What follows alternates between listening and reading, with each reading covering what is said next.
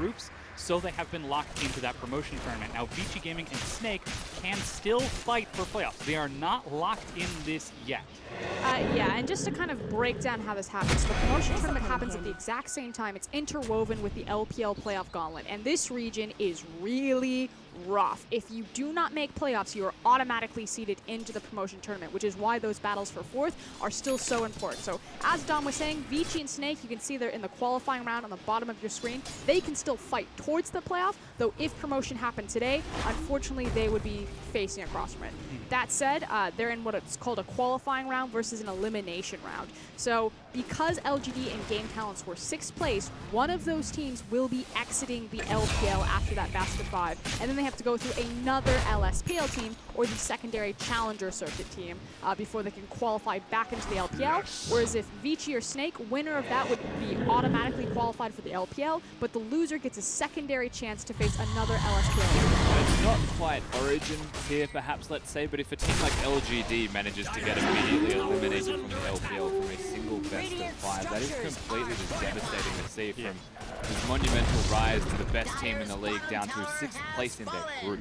And unfortunately for us, because we had to go to air, the LSPL gauntlet is actually happening right now to determine who those 2 LSPL seeds will be, as well as the LSPL team that will auto-qualify into the LPL, but it is Dan Gaming. So depending on who takes that 5th place seed, either Newbie, Vici, Snake, or Aimee, whoever they beat will have to face Dan Gaming in round number 2. Yeah, we're going to be looking forward to that. Of course, for our other teams, that means that we still got those 2 playoff spots up for grabs. Vici Gaming are fighting against Newbie with a single point difference between them, and Aimee are just a single point ahead of Snake. Now, the way the point system works in the LPL, every time you win a game, you gain a point. Every time you lose a game, you lose a point. So you can see a breakdown on the right of your screen. Over the course of the split, the more 2-0s, the more points you gain. That means that right now, with Aimee and Snake 1 point away, and Newbie and Vici 1 point away, these teams are neck and neck, and they still have got a lot of points. This counts before head-to-head, so if 2 teams land on the exact same wins, losses for their series, and one of the teams holds the head-to-head, if you have more 2-0s, you will get the spot. Yeah, and of course that finally allows us to take a look at where the teams actually stand in the LPL right now. This is the overview. You'll notice that Newbie are tied 5-9 with Vici Gaming. We just saw the points. They are 1 single point ahead, which is why they currently hold that 4th place spot. Yeah, and with a 2-0 victory today when they play, if they manage to get that, not only will it be an upset, but it actually will lock them into the playoff position over Vici. So both games today are super important, not just for the 4th and 5th place, but because WE and EDG are playing also for that first place. Exactly, yeah. You can see they're both at 10-4 right now. WE are a single point ahead of EDG, and Xiaogu, in fact, are only 2 points behind. So despite only have a single best of 3 left, it is possible for Xiaogu to take 1st place in Group B, but that depends entirely on WE and EDG's performance. Yeah, they'd have to lose both of their sets today for Xiaogu to have a hope, but it's still alive for now. Not just lose a set, not get a map. Exactly. To be clear, which is difficult. It's pretty dark. But on the Rift, we're already breaking down our first matchup of the day. It is going to be Vici Gaming taking on Edward Gaming. Long, Bangi, and Easyhoon are taking to the Rift, but it's Xuan P and Caveman in the bottom lane. And surprise, Vici have spoken. They've decided that Xuan P will be the AD carry over Endless that should lead them to glory, at least close out the season. And these games matter more now than ever. Absolutely. Now, EDG, you can see they're bringing in the same old roster. The Hitman has departed. Min is gone. Mouse returns with Fire Lolly, Scout, Zet, and Mako. And Min's still there on the bench for the team, but Mouse going to be the starter for them. Very curious as to why they would go towards Mouse. Now, speculation initially is that he is a historic Fizz player, Fizz being back in the meta alongside a lot of other carries in the top lane. Could be the direction we see EDG go with their top half of the map, especially with Fire Lolly actually performing quite well. Their top side is doing decently as a unit if Mouse works. And we do have to kind of set the expectations for both of these teams as well. So the last time that we saw I almost said Team WE, EDG, they took down Team WE in a perfect game, and they did it with that one-hit wonder of Min at the top side. But he only played Nautilus. So I think you're onto something there, Rusty, in that with Fizz making back the rotation, maybe Min's champion pool isn't wide enough to accommodate and see them through for the rest of the season. But he came out and he looked great initially. Yeah, and again, the fact that we are seeing Vici on an upswing against this EDG, this is still a David and Goliath story. If they can take down EDG right now, it would be historic to say the least. And then later on in our second set of the game, you've got their exact brothers with Newbie taking on WE. It's David taking on Goliath for our second set. Both matches are going to be difficult for the underdogs in both respectively, Vici against EDG and Newbie against Team WE, but with all of the odds against them, they still need to get these wins now more than they ever have before. This is their last chance draw, and so they will be giving everything from the get-go. This should be the final iteration of Vici's roster for playoffs because they need these wins. And the biggest thing about this current iteration is kind of easyHoon's responsibility in the roster. The last time that we saw Vici, you did say, Dom, that they're on the upswing. I agree with that, but it's been really on the back of easyHoon stepping forward and saying, I'm the carry now, I'm going to flash forward, I'm going to play aggressively and lead the charge. Because frankly, with Xuanxuan there, they can't count on the AD carry as the engage tool. Yeah. And one step further than that as well, Bengi has come out publicly and said that he's just generally happy to be playing with this team again. So easyHoon stepping up to the plate, Bengi happy, which means he'll be performing well now. You put those two in tandem, all Vici really do need is the rest of the map to show up. And as of late, they have been. Of course, Xuanxuan changing it, but Lung still has been performing quite well. Yeah, we're going to keep an eye on Lung versus Mouse, of course. We didn't get a chance to see Mouse last week, but his Gragas more recently has been pretty phenomenal, so we'll keep an eye on that. But I mean, this is a lot of leveling up that we're seeing from Vici Gaming. Is it anywhere near enough to challenge EDG after their performance against WE? I mean, frankly, that's an easy answer, and you would say there's not a snowball's chance in hell. Okay. Just because EDG looked amazing. I mean, they looked like they were about to fall off the throne. Yeah. You know, we had all these questions. EDG, they're no longer the premier team in the LPL. Like, here's the thing. International viewers tune into the LPL broadcast at the very end like, I guess EDG's still on top. But they haven't been on top pretty much this entire time. They've been really struggling, just barely staying afloat. I guess we do just need to challenge whether EDG are going to spike and trough and then spike again randomly throughout the split, or if they have found perhaps that secret ingredient, whether it was Ming and then Min and they're now trying Mouse, or whether it's just a team communication thing that they've got going for themselves, because they looked great last week.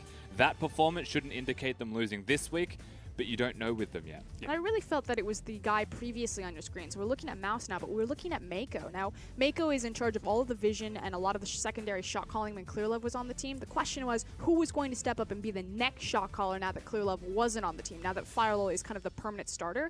And I feel like it's been the maturing of Mako that have really led to this newfound surge of EDG at the very end. And to divulge a little bit further, I do think this comes down to EDG's first 4 minutes on the map where they've looked stellar. Look for something to happen there behind Firelolly and Mako. Yeah, we'll certainly keep an eye on it. But as you can see, we're just about ready to get into Champion Select. Rusty, thank you so much for your analysis. We're going to get into game in just a few, but already you can see that's Rengar, Fizz, and Camille banned away from Mouse and Firelolly, along with Kled, Jace, and Graves.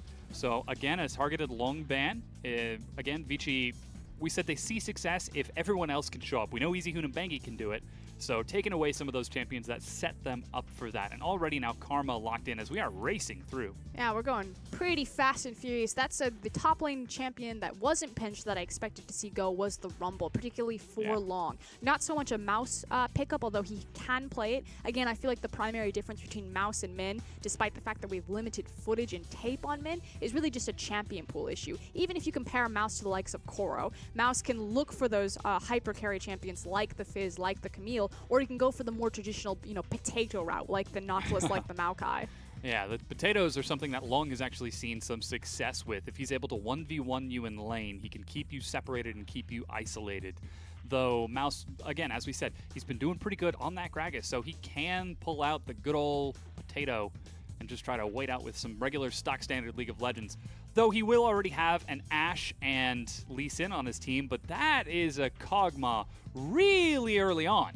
So I like the fact that they're actually giving Xuanxuan more of a champion that fits in his wheelhouse. So my biggest gripe with Vici Gaming was that they didn't distinguish a difference between their two AD carries. They have Endless, they have Xuanxuan, they use them on a rotating basis, but they would make them play the exact same champions, when very early on when they took both of them to the roster, it was clear that Xuanxuan was the hyper carry player. He plays Kog'Maw, he plays Twitch, and he's very good at dealing that damage, whereas Endless was more of the utility player. He plays the Ashe, he plays the Jhin, he plays the setup. So I like the fact that they're not putting Xuanxuan on the Ashe. Yes, it was denied because EDG have it anyway, but they're going back to his calling card. Now a huge setup from EDG. You can see that Elise has been locked in for Bengi, but that's Malzahar instantly locked for Mako. Point and click as much as you like, and then a Lulu ban to follow it up. I mean, we saw how volatile this lane was just yesterday. Ash Malzahar, its single target Snake, pulled it off expertly against OMG and shut down SMLZ. It's definitely the weak point on the map between Vici and EDG.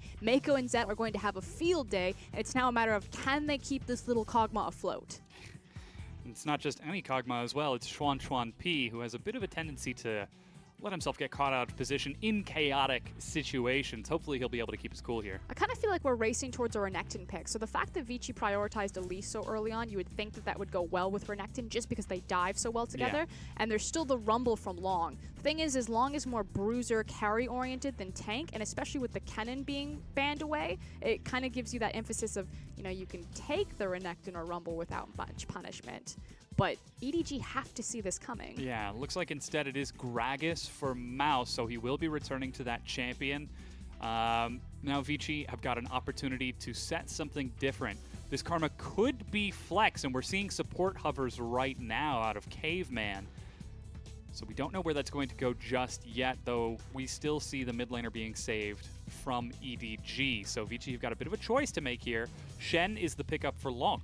Wow, so they don't go either direction. A lot of LPL teams, as well as globally, Shen's seen a lot of popularity to kind of band-aid the 1-4 problem. A lot of teleporting issues, communication. That said, Long does better, I feel, kind of in the side lanes, left to his own responsibilities, rather than trying to build and catch up with the rest of the team. So Shin can help him do that a little bit easier, but I expect to see him abusing those side lane split pushes. Yeah, so the real volatility we're going to be watching for is the mid and the jungle, as that's, again, Bengi on Elise. Any champion with any sort of crowd control for Bengi is going to be exciting, but now that Ryze is locked in for Scout and Fire Lolly's back on that Lee Sin, that could be a bit of a spicy setup.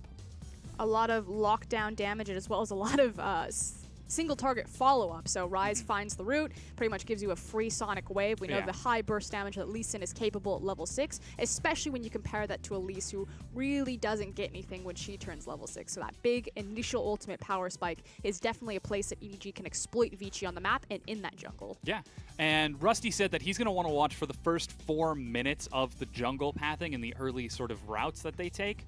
Is this similar to that setup? Could we see that with these junglers? 100%, because if you look at EDG's bottom lane, so it's how Mako teams up with Fire Lily and how they use early vision to open up space for Fire Lily to contest enemy junglers. So with Ash Malzahar, you're going to have the push priority between Kog'Maw and Nami, which means that Mako is going to be super far forward in the lane, that he can drop in, contest maybe an early buff or a second buff or early rotation. So I feel like Bengi really needs to start bottom side of the map, get the leash, almost sack Kog'Maw and Nami's lane, just to make sure that Mako and Fire Lily don't cause problems for him on the bottom side when he reaches for his red or his blue. We've seen Bengi with some very, very powerful jungle pathing absolutely dominate opponents and single-handedly carry his team to victory with perhaps minor assistance from EasyHoon. But we've also seen him play towards his team, and when that sort of happens and you see the lanes fall behind, it creates a real struggle for him. Do I gank bottom? They're being shoved into turret. Do I gank top? He's being overextended and constantly ganked by the enemy jungler.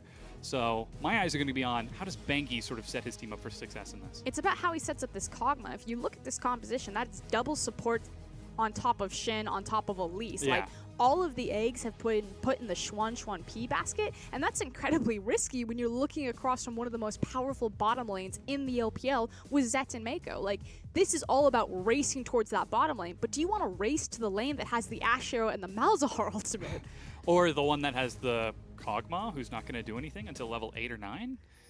We'll see. Oh boy, we certainly shall. Perhaps it could all be an elaborate mind game, and Xuan P will sit under his turret, try not to get dove, and Bengi will gank other lines. Who knows? We'll find out as the game goes on, as we've loaded onto the Rift for game number 1 between Vici Gaming and Edward Gaming. And that certainly is a possibility. We do know that Shen will use his ultimate bottom. Typically, this means that all of the attention and the big target will be drawn there. But there's also the possibility that the Shin pairs up with Karma. We see this all the time with Doinby actually on Xiaogu, where Karma will rush forward, the Shin ultimate will be on her, and it's pretty much like that pseudo-silver engage. So looks like we're seeing standard masteries all across the board. Deathfire on Karma. Yeah, Deathfire from EasyHoon. There's been a little bit of variety. I know EasyHoon sometimes takes Thunderlords. He sometimes takes Deathfire, depending on that matchup. More often than not, though, we typically do see the Thunderlords.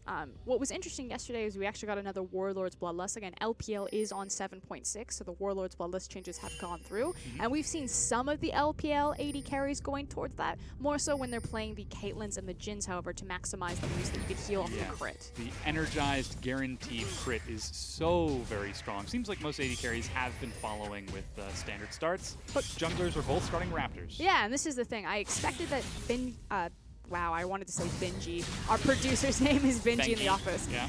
Bengi starting the bottom side of his map, just because, again, Zet and Mako should get the push priority here. You can already see that they've got the superior wave group, so it should hit that tower, just to avoid when Mako peeks his head and maybe looks for some early vision. So I think it's smart from Bengi to make sure that he's focusing top side of the map and not get abused by the lane pushing priority of Ashe Malzahar.